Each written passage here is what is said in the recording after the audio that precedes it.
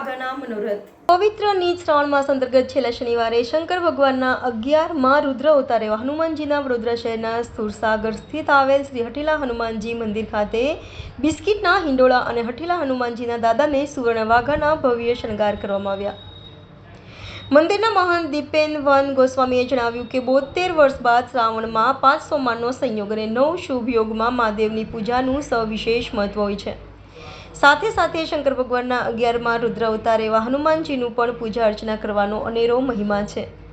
પવિત્ર શ્રાવણ માસના આજે છેલ્લા શનિવારે શહેરના સુરસાગર કિનારે આવેલા શ્રી હઠીલા હનુમાનજી મંદિરે દિવ્ય સુવર્ણ વાઘા અને બિસ્કિટના હિંડોળા ડેકોરેશનનો મનોરથ યોજવામાં આવ્યો હતો અને દર શનિવારે અને મંગળવારે વિવિધ પ્રકારના શણગાર અને મનોરથનું આયોજન કરવામાં આવે છે અને દર શનિવારે અને મંગળવારે સાંજે સુંદરકાંડ પાઠ, હનુમાન ચાલીસા અને ભજન અને સાથે સાથે શ્રાવણ માસ દરમિયાન રોજ સાંજે શ્રીરામ ધૂનનું આયોજન કરવામાં આવે છે।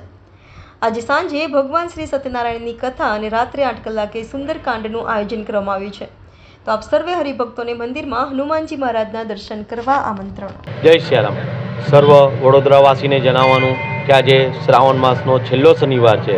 તે નિમિત્તે આજે સુરસાગર કિનારે આવેલું શ્રી હઠીલા હનુમાન મંદિર ખાતે આજે બિસ્કિટના હિંડોળા કરવામાં આવ્યા છે દાદા તથા સુવર્ણના વાઘા અર્પણ કરવામાં આવ્યા છે।